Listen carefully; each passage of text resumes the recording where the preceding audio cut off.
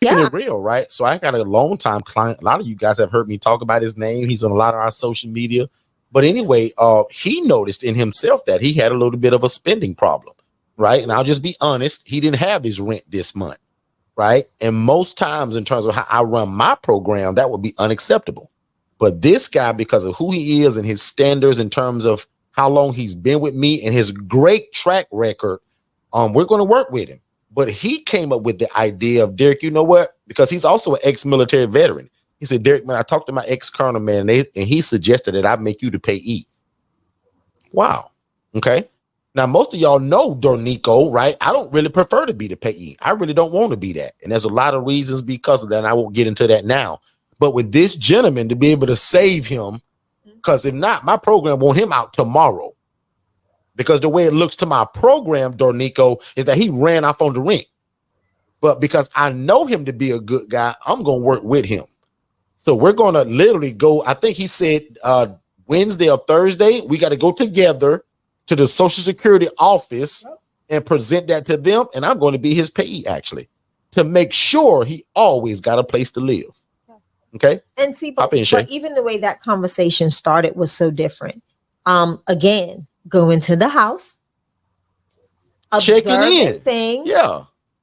And how did that conversation start? Because we went to the house, cleaned up a little bit, checked on everybody. Oh, we did pick up a few rents that same day.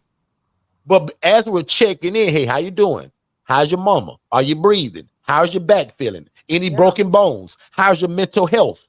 How's your physical health? You feel good today? Well, Derek, you know what? There's a matter of fact, I'm glad you did ask.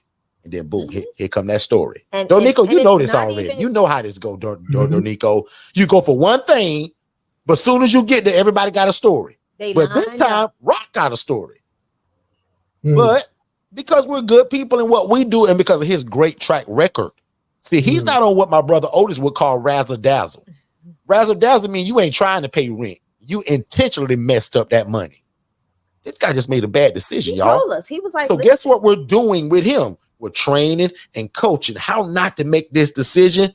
But I'm so proud of him. He thought of the idea. Derek, you know what? I don't want to be homeless.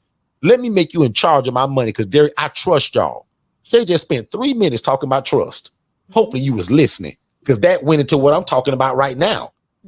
Even though he needs this, guys, if he didn't trust me, I think he would be calling me talking about, Derek, we got to go to the Social Security office together. And prime example, he called. He wouldn't have done that. Morning. That was before 10 o'clock.